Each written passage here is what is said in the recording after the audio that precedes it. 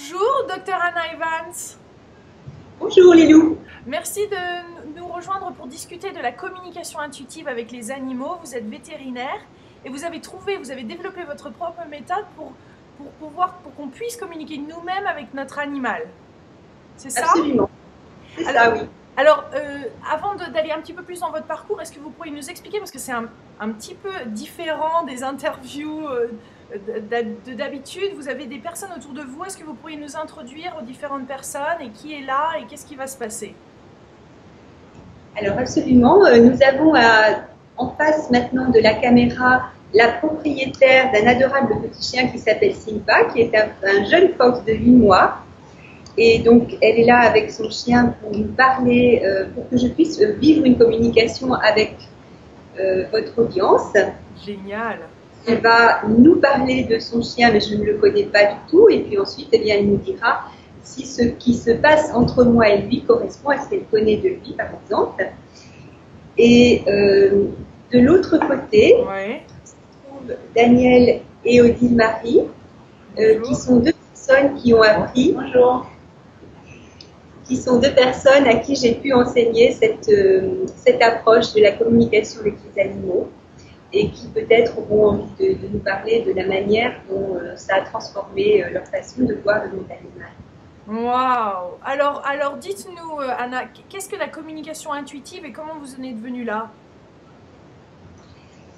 Alors, la communication intuitive, c'est un terme que j'ai développé en fait pour décrire une approche consciente de cette relation empathique qui existe entre nous et des animaux. Certaines personnes nous disent mon chien, il ne lui manque que la parole. Et nous ressentons bien des choses qui sont effectivement dans le monde intérieur d'un animal, par exemple une émotion de peur, une tristesse, etc. La communication intuitive, c'est donc une manière consciente d'aborder ce qui se passe chez notre animal et ainsi de pouvoir mieux gérer la relation qu'on a avec lui. Donc c'est par télépathie ou comment ça se passe? Ou vous allez nous expliquer après Ça n'est peut-être? pas tout à fait de la télépathie. La télépathie, c'est quelque chose qui décrit le déplacement d'une information, d'une pensée à distance. En fait, il est tout à fait possible de communiquer avec un animal à distance, effectivement, mais on peut aussi communiquer avec lui de près. La notion de distance n'a pas d'importance. Il s'agit plutôt de quelque chose qui utilise notre capacité consciente à entrer en empathie avec une autre forme de vie, une autre créature. D'accord. Et bien sûr, c'est très pratique quand on n'a pas les mots. Oui. Donc, on se base plutôt sur ce que Sheldrake appelle les champs morphiques. Très bien. Donc on peut communiquer avec tout animal et toute personne peut communiquer avec les animaux? On peut communiquer avec toutes les espèces animales, avec des insectes, avec des animaux dits supérieurs. Il n'y a pas de différence au niveau de l'approche. Et d'ailleurs, les espèces sauvages nous apprennent des choses sauvages ou parfois indésirables, comme les insectes qui nous dérangent dans notre quotidien, ont parfois des choses très intéressantes à nous raconter. Intéressant. Et on a tous cette capacité de rentrer en communication avec les animaux? Cette capacité psychique, elle existe dans la construction de l'être humain. Nous avons aussi une dimension qui n'est pas consciente. Bien sûr, nous utilisons beaucoup ce que nous avons reçu dans notre éducation, etc.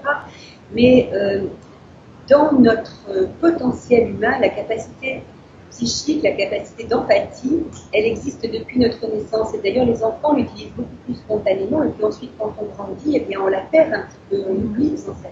Ça devient un jardin en friche. Donc mon approche, c'est de permettre à des personnes qui ont un désir sincère de revenir vers l'utilisation de leur potentiel, de le faire dans la direction de l'animal pour améliorer son bien-être et son sort sur la terre. Donc ça c'est super pratique quand même en tant que vétérinaire. Vous pouvez, c'est comme ça que ça s'est passé. Enfin, comment vous avez découvert cette communication? Oui, alors c'est vrai qu'en tant que vétérinaire, je dois vous dire que j'ai utilisé cet outil avec beaucoup de curiosité au départ. Comment ça s'est passé? Eh bien, on m'a offert une de mes clientes de l'époque. J'ai découvert cet outil en fait en 1988, donc vous voyez que ça fait très longtemps.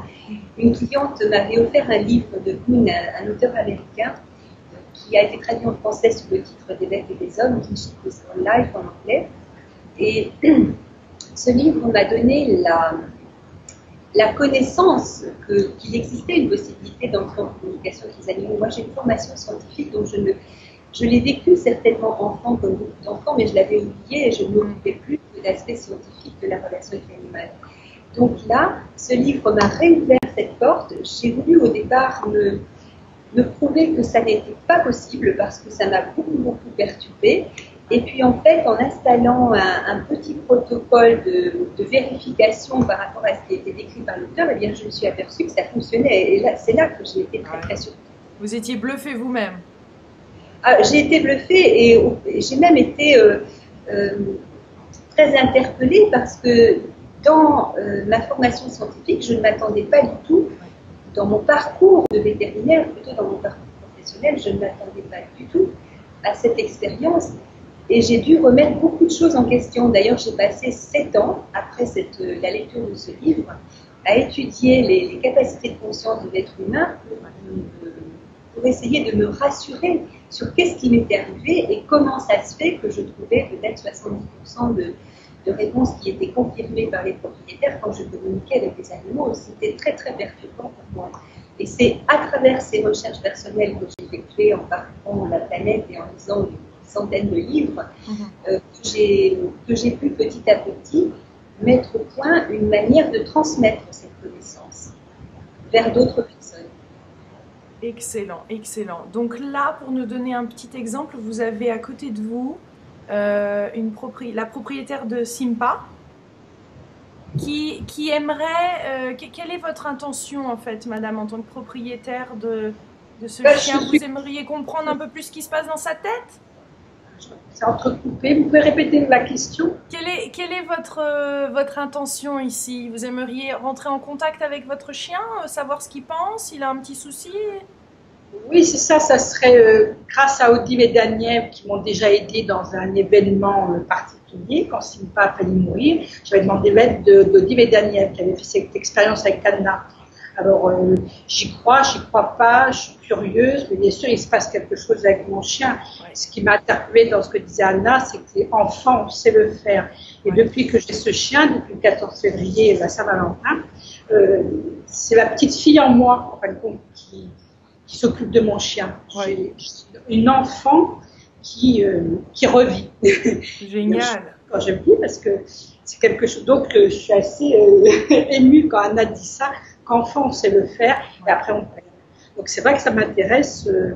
Ce Simpa est un personnage très important dans ma vie et c'est intéressant pour moi d'en savoir plus sur lui. Ouais. Est-ce qu'on pourrait avoir un petit zoom sur ce beau petit chien qui est là à vos pieds? Oh.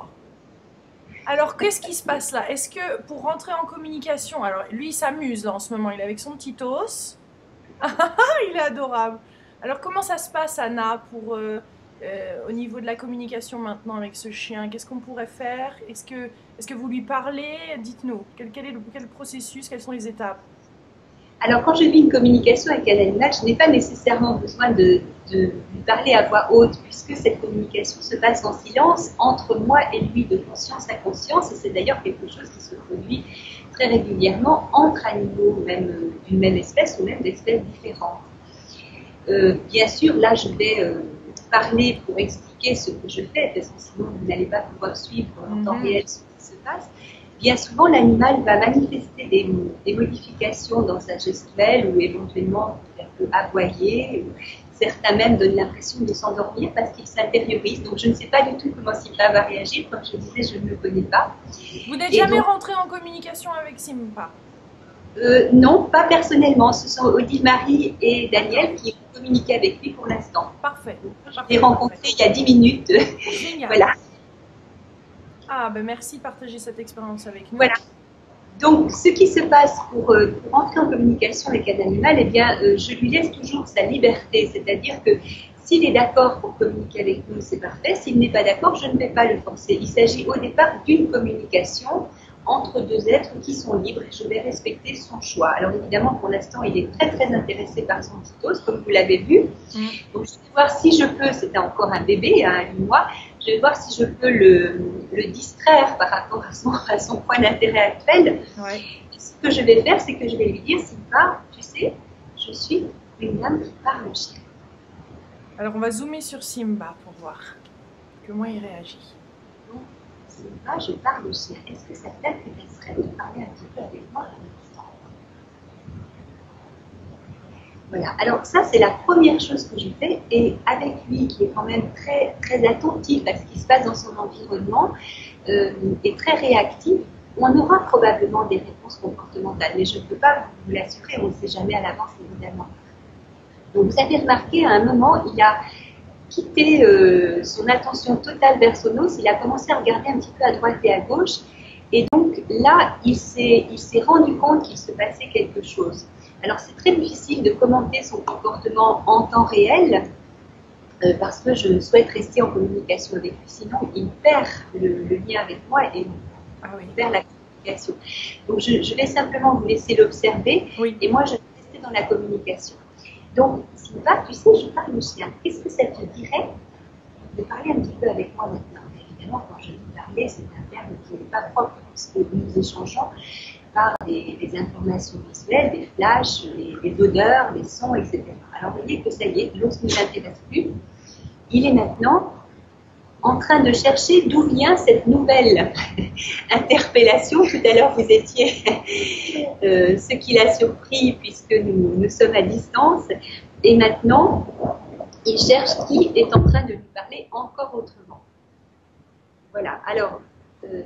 il a compris qu'il se passait quelque chose, il n'est pas du tout perturbé, il est simplement tout de suite de retour vers son activité, puisque je perds le contact avec lui. Donc cette fois-ci, je ne vais plus le perdre. D'accord. Donc Sylvain, tu sais, j'aimerais beaucoup que tu me racontes ce que tu fais dans la journée, et qu'est-ce que tu aimes faire dans la journée? Comment ça se passe ta journée? Qu'est-ce qui est présent dans ta vie? D'autres animaux, des copains chez toi? Est-ce que tu sors beaucoup? Qu'est-ce que tu as mangé? Qu'est-ce que tu penses de ce que tu fais avec ta maîtresse? Voilà. Raconte-moi un petit peu ce que tu fais dans ta journée.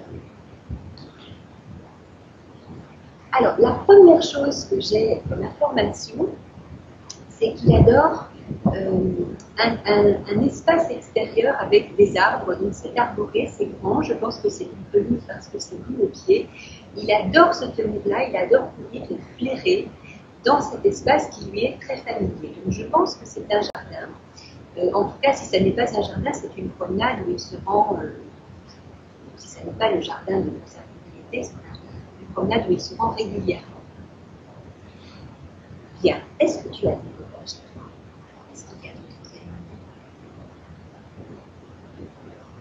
Alors, dans cet espace extérieur, il me montre des chats qui sont plutôt en hauteur, donc sur des murs, sur des petits des abris de jardin peut-être, mais j'ai l'impression que ce sont plutôt des murs avec des tuiles recouverts de tuiles par endroits. Et ces chats l'intéressent beaucoup, d'une façon amicale. Donc, sa propriétaire m'a dit tout à l'heure qu'il était amical avec tout le monde, mais là je confirme, il est tout à fait sympathique vis-à-vis des chats, mais les chats se méfient de lui parce que c'est quand même un chien très très actif. Hein, quand il s'intéresse à quelque chose, il part en courant et ça peut faire très peur évidemment quand on est approché de cette façon-là. Simba aime aussi beaucoup les oiseaux. Il y a dans sa vie beaucoup de temps consacré aux oiseaux. Je pense que ce sont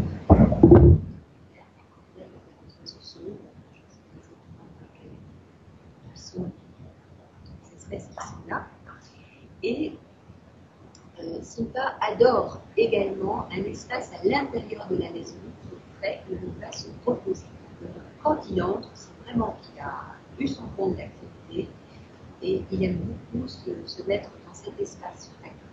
Ça n'est pas un chien mouvement. L'enjeu, oui, c'est bien, mais ce n'est pas vraiment la chose qu'il préfère dans la vie. Par contre, les moments où il est le centre d'attention de sa maîtresse, ce sont des moments très importants pour lui. Bien qu'il ne se rende peut-être pas compte à quel point il est important pour elle, parce qu'il passe son temps dans le jeu, sa journée est un moment de jeu qui va du matin au soir et avec des plages de repos quand il a vraiment plus d'énergie, mais ça ne dure pas longtemps. Et donc, les moments qu'il passe avec sa maîtresse, il les adore. Elle est avec lui. J'espère que je ne dévoile rien, mais je pense que vous descendez vers le sol, je ne dévoile rien de secret. Je pense que vous jouez avec lui au sol, certainement à quatre pattes, ou je ne sais pas. Mais ça, il adore jouer avec elle. Donc, il y a des objets qu'on lui donne comme ça. Il mordit dedans et il se met ensuite à grogner doucement. Enfin, il adore ça. Donc, c'est un chien qui est vraiment bien dans sa peau. Il me montre aussi qu'il aime assez l'eau. Alors, ce qu'il aime dans l'eau, c'est les éclaboussures. Je ne sais pas s'il se met dedans, mais quand ça éclabousse, ça l'intéresse beaucoup et ça le fait aboyer. Voilà. Alors, est-ce que vous pourriez nous dire, vous, en tant que propriétaire, qu'est-ce qui s'est passé là dans ce que Anna vient de dire, de ce qu'elle a ressenti et de ce que Simpa voulait communiquer? Est-ce que vous pourriez nous parler de son environnement? Oui, alors elle a vu, plutôt Simpa lui a dit des choses vraies, c'est pas un chien qui ment. Donc c'est en effet, on a une grande propriété avec de la pelouse, où il aime beaucoup, bien sûr, gambader et courir après les oiseaux. Et en effet, il y a bien des tuiles, notre jardin est en contrebas, il y a une rivière, donc il y a une piscine. Donc, quand elle parle d'éclaboussures, c'est ça mes éclaboussures que mon mari envoie sur Simpa pour le faire jouer. Et mes oiseaux et les chats vont bien sur les tuiles le soir, puisqu'on a des tuiles sur un garage, des petits narguent notre petit chien en dessous. Je suis contente de savoir que ce sont ses amis les chats, parce que c'est ce que je ressentais, alors que mon mari l'entraîne plutôt à choper, il chope les chats. Moi, je lui dis, parce que quand il m'était chez le vétérinaire en clinique, il y avait des chats autour de lui, et je ressentais qu'il était plutôt en connexion avec ces chats qui souffraient plutôt qu'en bagarre. Bon, voilà, donc je vais annoncer ça à mon mari ce soir. Et puis comme information très importante, Anna m'a beaucoup émue. En effet, c'est un chien très thérapeute. D'ailleurs, un ami psychologue me dit pourquoi on fait psy à un chien, c'est parce qu'ils sont psychologues. Et c'est vrai que c'est un chien qui m'a déjà beaucoup apporté, peut-être plus que ce que je lui ai apporté. Chien thérapeute. Il est très heureux d'être auprès de vous, donc je pense que vous lui apportez aussi. Ne vous inquiétez pas de ça. Donc il y avait des choses vraiment troublantes dans ce qu'Anna a perçu de dépenser de Simpa. Génial. Et vous n'étiez pas du tout au courant de tout ça, Anna? Non, pardon. Vous n'aviez jamais entendu parler vous n'aviez aucune information sur le chien, sur la propriété, sur son rapport au chat, rien de tout ça? Non, parce que là, nous ne sommes pas dans la propriété de Simpa, nous sommes chez Daniel et Odile, donc je ne connais absolument pas les lieux de résidence de Simpa. Et j'ai rencontré sa propriétaire quelques minutes avant le début de l'enregistrement, donc il n'y a absolument aucune connexion entre eux et moi. Très intéressant. Ce qui m'a aussi beaucoup troublée, c'est quand Anna disait que les propriétaires de chiens, bien sûr, dès qu'on aime un chien, on perçoit des choses, en effet, quand ils veulent sortir, c'est assez facile, parce qu'ils répètent les mêmes gestes, mais elle parlait aussi d'empathie, et c'est vrai que, par exemple, hier, mon mari jouait avec une corde dans la gueule du chien, et à un moment donné, j'ai senti, moi, dans mes dents, ce que faisait la corde dans la gueule de mon chien. Et c'est vrai que, comme soulignait Daniel, voilà, on le fait sans faire exprès, parce qu'on en prend notre cœur d'enfant, mais d'avoir plus conscience, c'est intriguant. Ouais. Ça crée un rapport quand même encore plus profond et encore plus fort, et puis voilà, de conscience, quoi, de faire avec conscience. Alors c'est vrai que grâce à Daniel et Odile, quand Simpa était malade, ils m'ont beaucoup aidé. Enfin, ils ont été certainement mon chien, mais ils m'ont beaucoup aidé aussi à moins peser sur lui, parce que quand on a peur pour son chien, il va mourir, parce que les vétérinaires nous prédisaient sa mort, on pèse énormément sur le chien, et Odile m'avait dit c'est lourd pour lui, t'as peur. Ouais. Très très bien. Est-ce que vous pourriez rentrer en contact ou un problème ou quelque chose qui serait vraiment très spécifique à Simpa? Ou un traumatisme ou quelque chose qui reste en lui? Il se souvient de sa grave maladie il y a 4 mois. Est-ce qu'il se souvient de la maladie qu'il a eue il y a 4 mois? Alors, je vais lui poser la question maintenant. Moi, je ne sais absolument pas ce qu'il a eu. Qu'est-ce que tu as eu il y a 4 mois? Raconte-moi un petit peu quand tu étais. Oui, alors, là, ce que je ressens, c'est un espèce de soupir avec l'information qu'il était faible, patraque, incapable de se lever, sur les rotules, donc pas du tout lui, une très très grande fatigue. Voilà ce que j'ai comme information. Ça ne donne pas un diagnostic, évidemment, puisqu'avec la communication effective, on a plutôt ce que le patient vit par rapport à sa maladie. Oui. Et ensuite, évidemment, ce sont les éléments professionnels qui vont donner le diagnostic. Ça n'est pas fait pour ça, c'est vraiment fait pour échanger avec le patient et connaître l'historique, comment il se sent, si quand il prend un remède, il se sent. Mais est-ce qu'il parle du tout de son lien avec sa propriétaire, comme une mission qu'il aurait d'être là pour elle? Alors, je n'ai pas compris votre question. Est-ce que Simpa est venu là avec une mission spécifique pour aider sa propriétaire? Alors, quel est son sens de son rôle vis-à-vis de sa propriétaire? Oui. C'est ça votre question? Oui. Est-ce qu'il a une mission en tant qu'animal de la soutenir ou d'être là pour elle? Est-ce qu'il a quelque chose qui serait unique, un unique rapport entre eux deux? Je vais poser cette question. Bon, alors d'abord, il faut savoir que Simpa est vraiment très très attaché à sa maîtresse. Il se sent un petit peu responsable d'elle. Même s'il est très jeune, il a bien compris que ce lien est très important. Et ça n'est pas un lien de dépendance vis-à-vis d'elle. Évidemment, il est dépendant d'elle pour se nourrir, pour sa sécurité, etc. Mais ça n'est pas comme ça qu'il voit les choses. Lui, il a l'impression qu'il va plutôt être là pour la protéger et pour être une chaleur à ses côtés, pour être une présence. Voilà, ça n'est pas encore... Vous savez, certains animaux ont des connaissances très précises, très pointues sur ce lien.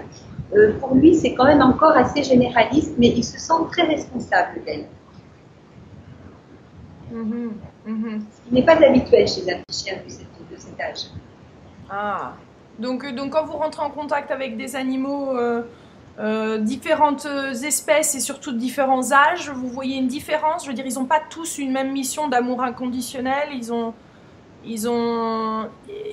je veux dire, ça évolue, la communication devient-elle plus complexe ou plus facile ou plus intéressante en fonction de l'âge du chien et de son parcours?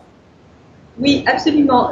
Certains animaux, par exemple, qui ont vécu des traumatismes importants, s'ils ont été maltraités, comme les galgos espagnols, par exemple, qui ont très très mal le fait d'être dans des champs de course et ensuite enfermés dans des cages où il n'y a pas d'interaction sociale entre eux ou avec des êtres humains. Certains animaux de ce style ont beaucoup de mal ensuite à s'exprimer sur leur passé, un petit peu comme une personne qui souffre d'un syndrome post-traumatique au cours d'une guerre. Donc ce sont des choses qui parfois sont fermées et qui vont s'ouvrir uniquement quand le lien s'est développé et que la confiance existe avec la personne, avec l'interlocuteur, donc avec l'interprète animalière. D'autres animaux vont avoir une très grande sagesse dès leur jeune âge. Simba est un chien qui est déjà quand même assez construit pour l'âge. Ça n'est pas tous les chiots qui auraient cette capacité de rester en équilibre dans une communication avec un être humain. Mais certains animaux vont effectivement avoir beaucoup plus de choses à dire quand ils vont acquérir de l'expérience de l'être humain, de côtoyer l'être humain, comprendre un petit peu les tenants et les aboutissants de leur vie, de l'environnement familial, etc. Évidemment aussi, il y a des changements suivant les espèces. Certaines espèces vont être beaucoup plus capables d'exprimer des choses complexes et variées parce qu'elles nous connaissent mieux. D'accord. Et donc, maintenant, la propriétaire de Simpa peut elle aussi apprendre à communiquer avec Simpa? Alors, si elle le souhaitait, elle pourrait tout à fait retrouver cette capacité consciente dont elle nous a dit quelques mots tout à l'heure. Ça serait assez facile. Maintenant, vous savez, beaucoup de personnes se contentent de vivre ce lien d'une façon un petit peu non construite, d'une façon comme ça spontanée. j'ai l'impression que mon chien souhaite sortir et puis il m'ouvre la porte pour savoir s'il veut sortir. La communication intuitive permet de vraiment structurer cette capacité. C'est la différence, mais on peut aussi bien sûr avoir des liens d'empathie consciente avec un animal sans avoir suivi une formation de communication intuitive. Donc vous, ça vous aide en tant que vétérinaire quand ils ont un problème physique, ça vous permet de connaître la cause et la raison et de traiter plus efficacement le mal? Absolument, mais je ne me sers pas de la communication pour établir le diagnostic en lui-même, c'est-à-dire que par exemple là, si un animal me disait qu'il était très fatigué, comme ça a été le cas pour Silva, je ferai quand même une prise de température, un examen sanguin, etc. Ça ne me suffit pas pour aller choisir un traitement. Et évidemment aussi, je me sers de cet outil pour évaluer l'efficacité d'un traitement. D'accord. Très bien. Donc, par exemple, je suis homéopathe, c'est quelque chose de très pratique de connaître le psychisme d'un animal pour bien choisir un remède. Quand on hésite entre plusieurs remèdes en homéopathie, eh bien, c'est très très utile de savoir, par exemple, si un animal est jaloux, si il fait des rêves qui le perturbent, s'il est craintif, etc., etc. Ce sont des choses qui sont très importantes dans une médecine fine comme l'homéopathie. D'accord. Et donc, les deux personnes que vous avez à votre gauche sont des personnes que vous avez formées, c'est ça? Donc, vous formez aussi les gens?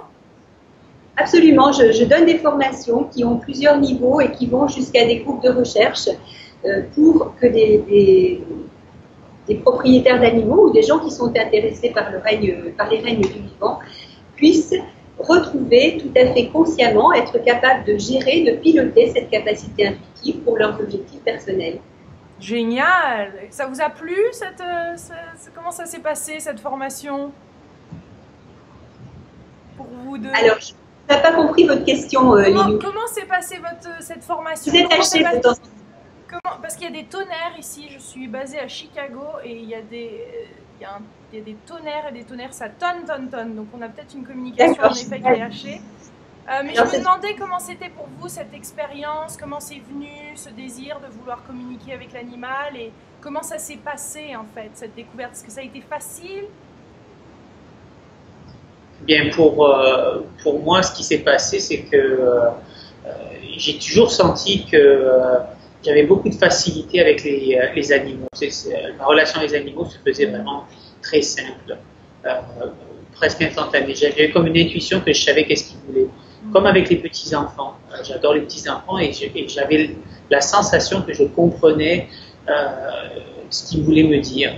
Et en suivant la formation avec Anna, ce que j'ai découvert, c'est le mécanisme, d'une certaine façon, de cette communication. Ce n'était pas uniquement une intuition, en fin de compte, c'était véritablement les bases d'une communication entre moi et l'animal ou entre moi et un jeune enfant qui n'était pas encore capable de parler.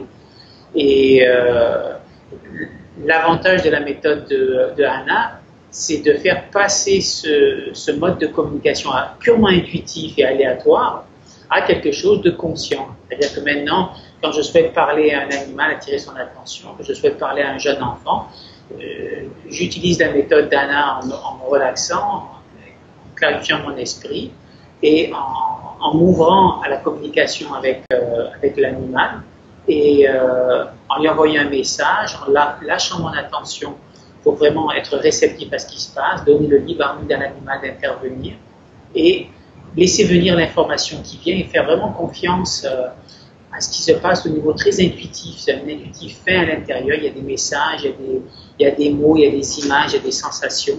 C'est de traduire ces impressions-là dans les messages que transmet l'animal ou le jeune enfant. Donc, le gros avantage, comme je dis, c'est de passer d'un mode complètement intuitif et aléatoire à quelque chose de conscient, de voulu, de recherché et qui est absolument vérifiable.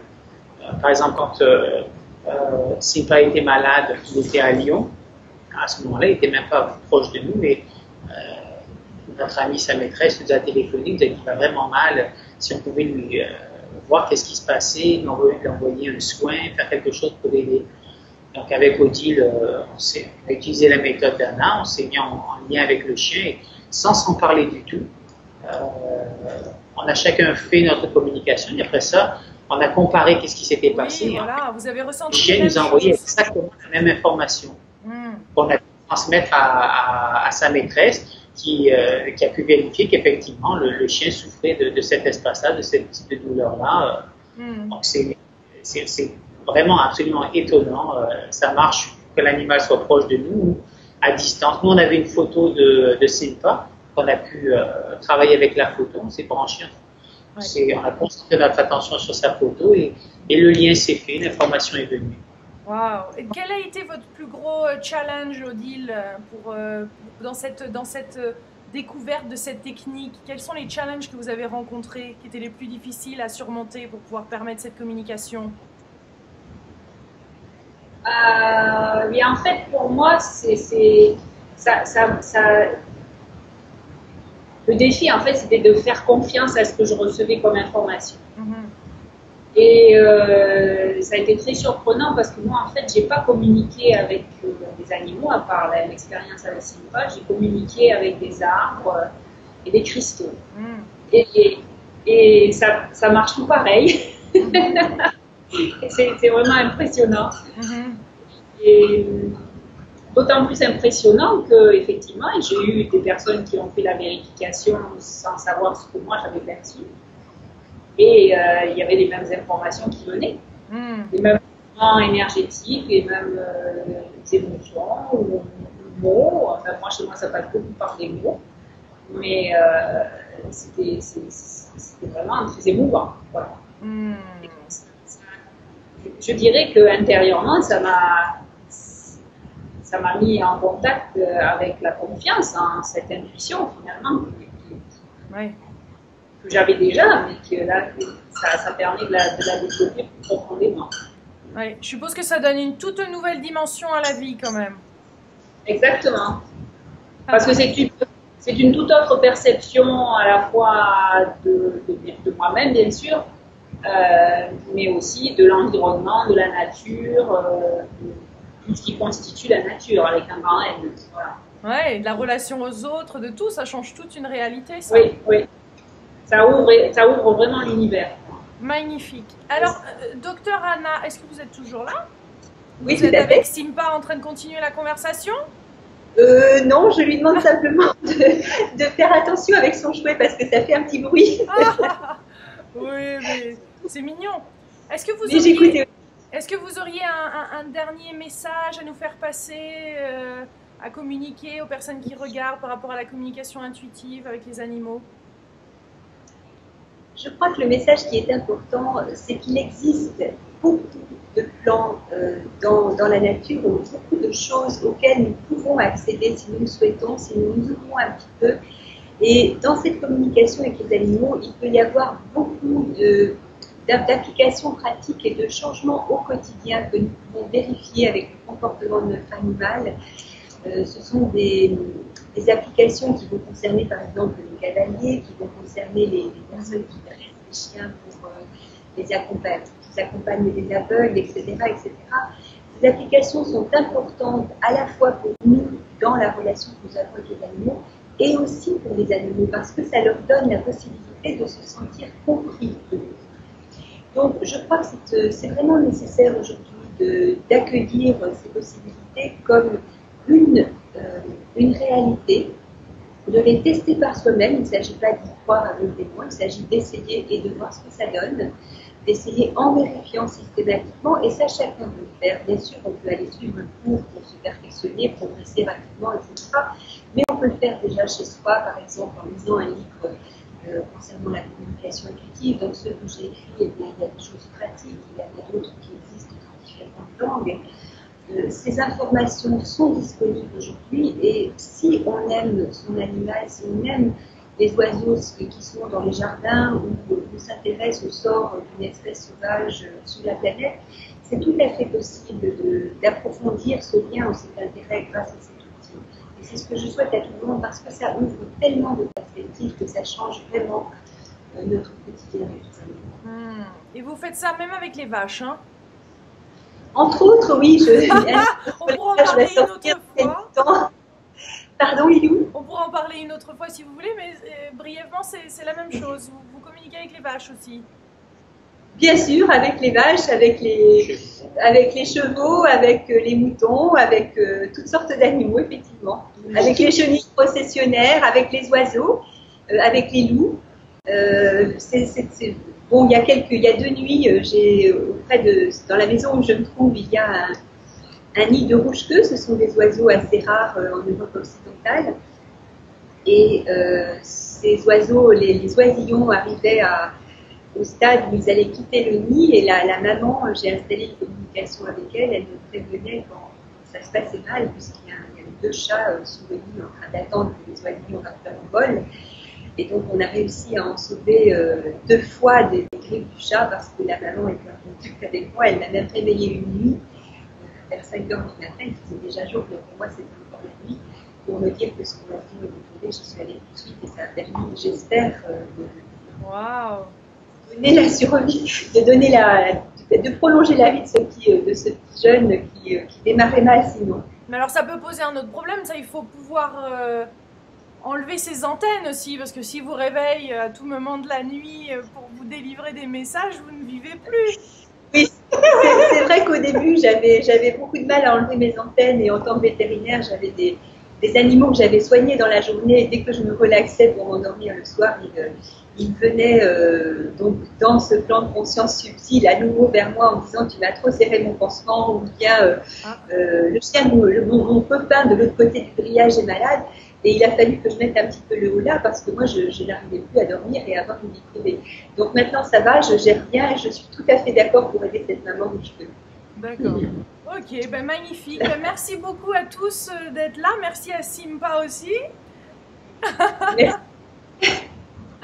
Au revoir Simpa. Merci d'être passé en ce moment avec nous. Il est adorable. Il est trop mignon. Quelle est la race de ce chien? C'est un fox terrier. Un fox terrier. Il est beau. Voilà. Merci beaucoup. Merci. Merci beaucoup Lilou. Merci pour cette expérience.